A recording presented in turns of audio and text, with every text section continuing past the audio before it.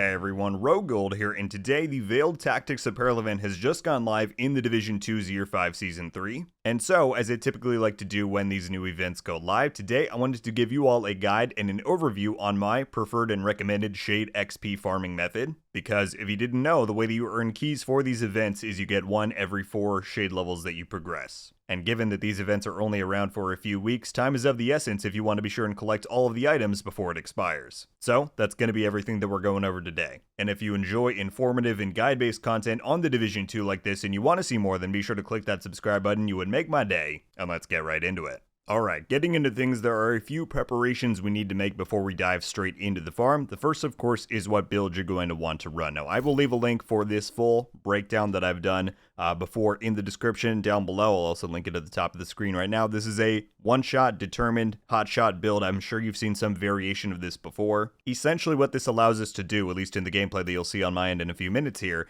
is play with a lot of directives on without really feeling the impact of them so much in your gameplay, because this allows you to one-shot the majority of enemies that we're going to come across, even on heroic difficulty like I'm going to play on. And that not only means that we get to clear these activities that we're going to be doing at a very fast rate, which is how we're getting so much XP, but it means that we can more comfortably run more directives, which is typically something that I don't even like to run myself. But because of what this build enables you to do, they become much more manageable. So like I said, if you want the full breakdown and methodology behind all the pieces and roles, check out that video down in the description. But generally, you're going to want a sniper with determined. I like to run the hotshot gear set because it pairs really well with that. Vigilance, headhunter on here. That's the basic breakdown. You can also run it with a pistol if you want. I like the sniper version. But yeah, some build like this is recommended. Next order of business is to set your world before we get into the farm itself. So we're going to be open world activities, and that means that we need to go in here and modify our world settings. Now, what I always stress before going into a farm like this is that you only want to do this at a difficulty that you can actually accomplish. Right? Let's say you play normally at challenging level and you're like, well, if I go up to heroic, that's an attractive idea. I can get even more XP, potentially better loot. But if by playing on heroic, or if by applying too many directives, you are tanking your completion rate, right? If you go from, let's say I'm doing 90% of these activities without a problem, but suddenly that drops down to 60 or 50%, then it's not worth it. Even if you're getting greater return on those activities you do complete, if you're having to respawn and run back so often that just skews up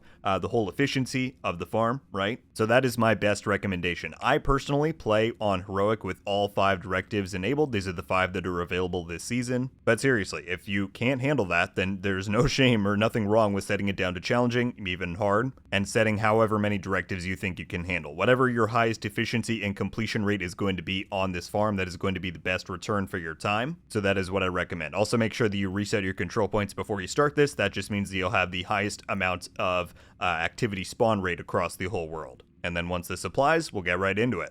Alright, so we now have all 5 directives enabled, as you can see up at the top left, and that means that we are ready to go on the farm. What you're going to be looking out for is public executions. Those open world activity types are some of the best in the game in terms of how quickly you can complete them and how much XP you earn for doing them. And my top recommendation is always to first check this area right here in the West Potomac Park open world zone, basically this whole area around the Washington Monument. You can get a really high amount of spawn rates for these. Sometimes they'll even be like 3 just in this little area right here. This is always the first place I check, but even if there's nothing there, or once you do clear them, this whole farm is just about going around the world as quickly as you can and taking them out. Once I do that, I usually look somewhere over here, see if there's any down in this zone. Sometimes it'll spawn one up there. Obviously, because I just reset, it's still going to take stuff a minute to spawn in. But you get the idea that as soon as you see these popping up, you can fast travel, go do them, and you'll get the XP. But let's start with the one over in this zone, and I'll just show you an example of clearing it so that you know what to expect. Alright, so we're here at our first public execution. Now, the thing that you're going to run into if you end up running all directives like I do is that you start out with no ammo. That is because of the pistolero directive. But what makes this whole set and thing really good is the fact that once you just get a little bit of ammo for your sniper, if you run this all right and if you're running the same build with hotshot, you really won't have to worry about it again, as long as you don't go back to a safe zone and reset your ammo supply, because this gives you free ammo if you consistently hit headshots, and that's what this build is all about. So we're just going to need to once go in here, and with a headshot build, it's pretty easy to get a kill on an enemy to be able to get some of the ammo. And like I said, after that, you just get to go free. So I see that there's a red mixed in with the rest there. I'm going to throw my decoy, try and sneak up and kill him really quick. And now we have some ammo right there. And we can get a few more because now I have Headhunter active. If I can get this last sniper, that's more ammo right there, and that's probably enough for me to complete the farm. So I'm just going to quickly grab that, then I'm going to retreat, load up on the sniper, and now we can really get going.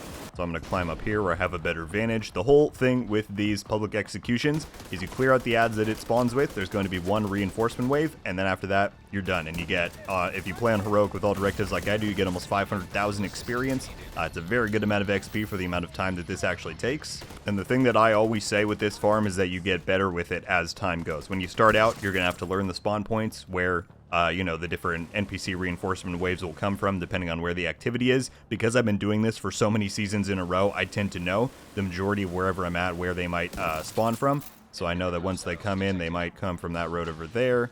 They could come in from back here. This time they're going right here. And like I said, you're going to learn that as time goes on.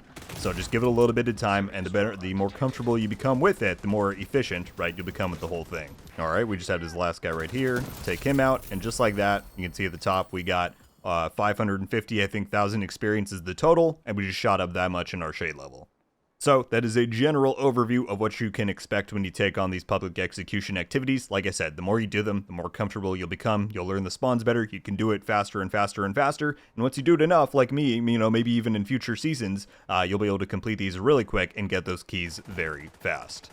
Some other quick pieces of information that I wanted to give you. For one, if you don't find any viable public executions to complete across the map, you can do propaganda broadcasts as a pretty solid secondary option. That's what you're seeing in the background gameplay right now. They're very similar in gameplay style. You just gotta activate the broadcast and then defend against a few waves of reinforcements. They do take slightly longer and award you with slightly less experience. That's why, you know, they're not recommended above public executions. But like I said, they're a viable secondary option if you need to do that in between. Additionally, you know, I want to make this clear for this entire video, this is not the only way to farm XP in the game. Personally, I'm probably going to be using a lot of conflict. I made a video recently showcasing just how lucrative that mode is for XP now with the changes they made in Year 5 Season 3. But I know a lot of you want that solo PVE option, and so that's what this video is for, just to demonstrate that that exists and that you can very, you know, comfortably and viably do that if that's your preferred gameplay style. Alright everybody, and that is going to do it for this farming guide for Year 5 Season 3 and the new Veiled Tactics Apparel Event. I very much hope you enjoyed. If you've watched these in the past, you know these are pretty similar to the past ones that we've done for Year 5 Seasons 1 and 2, for example, but I like to refresh and do them every season so that people who haven't seen the stuff before get the information, know what they need to know. So yeah, get out there and start claiming those keys. Let me know your thoughts on not only this guide. If you have any questions on it, be sure to leave it below. If you have any other suggestions on stuff I didn't cover, also be sure to leave that below. Let me know your impressions and thoughts of the items within this apparel event too. I know there's definitely some cool tactical looking stuff that I'm looking forward to getting, so let me know what you're excited for. That is going to do it for me today though, everybody. Thank you all so much for watching.